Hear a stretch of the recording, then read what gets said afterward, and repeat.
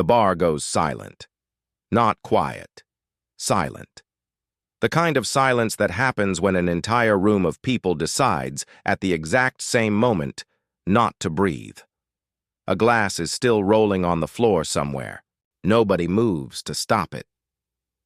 A man in a very expensive suit is on his back, staring at the ceiling, with the look of someone who just realized, too late, much too late, that he had crossed a line he cannot uncross, and standing above him, fists clenched, chest heaving, is Mike Tyson, the most dangerous human being who ever laced up a pair of gloves. A man who'd been genuinely trying to have a quiet night. He didn't throw a punch. He didn't need to. But what he said next, what he said to this man, in this bar, in front of everyone, that's what nobody who was there that night would ever forget. Because it wasn't rage speaking. It was grief. And if you want to understand what happened in that bar and why, you have to understand one name, one man, one relationship that shaped everything Mike Tyson ever became. You have to understand Cus D'Amato. It's a cool Manhattan evening. A year, maybe two, after Mike officially walked away from boxing in 2005. He's in his late 30s now, which for a man who'd been fighting since he was a teenager might as well be another lifetime. The sport that defined him, that made him, is behind him. And he's doing something he'd almost never done in his entire adult life. He's trying to be normal. The bar he walked into that night wasn't some dive. No sticky floors, no neon signs. This was one of those places with leather chairs, dim lighting, jazz playing low enough that you could still have a conversation. The kind of bar where men in Rolex watches closed deals and didn't think twice about the price of the bottle. Mike came with two friends, men he'd known for years, men who understood what he needed on a night like this. Low-key, no drama, no spotlight. He settled onto a stool, ordered whiskey, started talking about nothing in particular, sports, maybe some business, the easy conversation of people who've been through things together. For a little while, he was just a man having a drink. He was on his second glass when it started. There was a table about 15 feet away. 4 men, mid-40s, the kind of successful that makes people loud, expensive suits, bottles on the table that cost more than most people's rent. They'd been drinking for a while, and the volume had been climbing steadily. Mike noticed them, earlier. He always noticed groups like this. But as long as they left him alone, they didn't exist. Then one of them looked up. Holy shit! That's Mike Tyson. The words carried across the bar. Mike felt the shift, the sudden attention, the pointing, the excited murmuring. He kept his eyes on his glass. If you don't react, sometimes they don't approach. Sometimes they just appreciate the sighting and move on. Not tonight. One of the men, call him Richard, because that's what he was, stood up from the table. He was a real estate developer, used to getting what he wanted, drunk enough to believe his money. Made him brave. He walked over. Mike Tyson, man, I can't believe it. Can I buy you a drink? Mike turned slightly. Polite, measured. I'm good. Just having a quiet night. Come on, just one. It's an honor, man. You're a legend. His friends at the table were watching. One of them looked amused. One of them looked like he'd seen this movie before and knew how it ended. He didn't look amused. Mike's friends tensed. They knew the pattern. Someone approaches, seems respectful at first, then either wants something or says something stupid. The alcohol almost always made it worse. I appreciate it, Mike said, but really, I'm fine. Just here with my people. Richard didn't take the hint. He leaned against the bar, getting comfortable, settling in the way drunk men do when they've decided you're their new best friend. I saw both Holyfield fights. Man, those were something. You were unstoppable. Thanks, Mike said, turning back to his drink. And then Richard said the name. Thinking about how you got started, that old guy. What was his name? Cus something? Mike's hand tightened around his glass. Just slightly. but his friends saw it. Cus D'Amato, Mike said quietly. Yeah, that's it. Cus D'Amato. Man, that guy really made you everything, didn't he? Here's what Richard didn't know. What he couldn't have known, or maybe simply didn't care to learn. Cus D'Amato wasn't Mike's trainer. Cus D'Amato was the only father Mike Tyson ever really had. Mike grew up in Brownsville, Brooklyn, one of the most dangerous neighborhoods in New York City in the late 70s. He was 12 years old when he started getting arrested. Barely a teenager when he was sent to a juvenile detention facility in upstate New York. He was violent, angry, barely literate, and by every measure that society uses to count such things, he was headed nowhere good. And then a counselor at the facility introduced him to a 72-year-old boxing trainer named Cus D'Amato. Cus had been one of the most respected minds in boxing for decades. He'd trained Floyd Patterson to the heavyweight championship. He'd developed a style, the peekaboo defense, that was unlike anything anyone had seen. But by the time he met Mike, Cus was old, semi-retired, and living in a big Victorian house in Catskill, New York, with his longtime companion, Camille. He watched this 13-year-old kid hit a heavy bag for 30 seconds, and he told someone nearby, "That boy is going to be heavyweight champion of the world." He took Mike home, literally. Mike moved into Cus's house in Catskill. Cus and Camille became his legal guardians. Cus taught Mike to read, taught him philosophy and history, taught him about fear, how it was energy, not weakness, and that the warrior's job was to convert it into power every morning, every afternoon, every evening, for years. And then, when Mike was 18 years old, 9 months before he won his first professional fight, Cus D'Amato died. He never saw it happen. He never got to watch the thing he'd built become the most feared man on the planet. Mike cried in ways he'd never cried before. And in interviews for the rest of his life, he would speak about Cus with a tenderness that seemed almost impossible coming from a man who could end a fight with a single punch. He was my father, my teacher, my friend. He was everything. Richard kept talking. I mean, you were nothing before him, right? Just some kid getting in trouble. He took you and turned you into a product. That's pretty smart business when you think about it. One of Mike's friends put a hand on his shoulder. "Mike, let's move to a table." Mike didn't move. He was staring at his glass, breathing, counting something internally. His jaw was set. Richard laughed. "Don't get me wrong, I respect the hustle. That old man saw potential and monetized it, made millions off you. That's just good business." The jazz kept playing. No one at nearby tables was listening to it anymore. "You should go back to your friends," Mike said. His voice had gone very quiet, very flat. The kind of quiet that people who've been in dangerous situations know to pay attention to.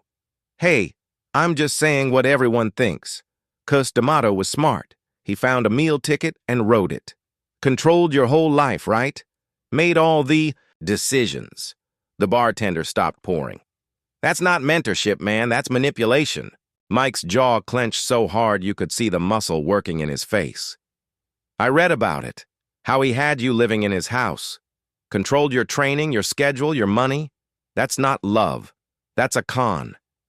He leaned in slightly, delivering the verdict with the casual cruelty of a drunk man who thinks he's being insightful. Cus D'Amato was a fraud. Mike stood up.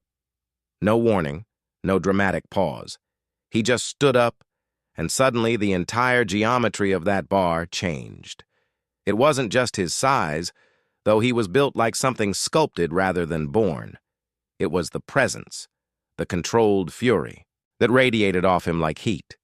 The air felt different. Richard stumbled back a step. The drunk confidence drained out of his face, replaced by something more honest. "Say his name again," Mike said. Not loud, not screaming. The words traveled through the bar the way a bass note travels. You feel it before you fully hear it. "Say Cus D'Amato's name one more time." Richard looked at his friends, tried to laugh. "Come on, man. Freedom of speech, right?" Mike took one. Step forward. Richard was maybe 5'10", soft around the edges from years of expensive dinners and desk work. Mike was compact, dense, every muscle in his body still carrying decades of conditioning even in retirement. There was no version of this comparison that ended well for Richard. "You don't know anything about Cus," Mike said. "You don't know anything about what he did for me, what he meant to me, and you're standing here drunk, disrespecting a man who was more of a father to me than my own father ever was." Richard opened his mouth. Closed it. "I'm sorry if I—" "You're not sorry," Mike said. "You're scared. Because you realize you just made a mistake. If you've stayed with this story this far, you already know. This one hits different. Hit subscribe. I drop stories like this every single week. Now let's get back to what happened next. Richard made one more mistake. What are? You gonna do? Hit me? You gonna attack me because I said something you didn't like? That's your answer to everything, isn't it? And this is the moment that everyone in that bar, every person who heard the story afterward, would come back to again and again. Because Mike Tyson, the most feared puncher in the history of heavyweight, boxing, didn't throw a punch. He grabbed Richard by the collar with both hands, lifted him. Not fully off the ground, but enough. Enough that Richard's feet barely found the floor. Enough that Richard understood, in the most immediate and physical way possible, the enormous gap between what he was and what he was standing in front of. They stayed like that for 1 second. 2. Long enough for everyone in the bar to understand what was happening, long enough for Richard to understand it completely. Then Mike pushed, hard, controlled, a shove that sent Richard stumbling backward. His feet couldn't keep up.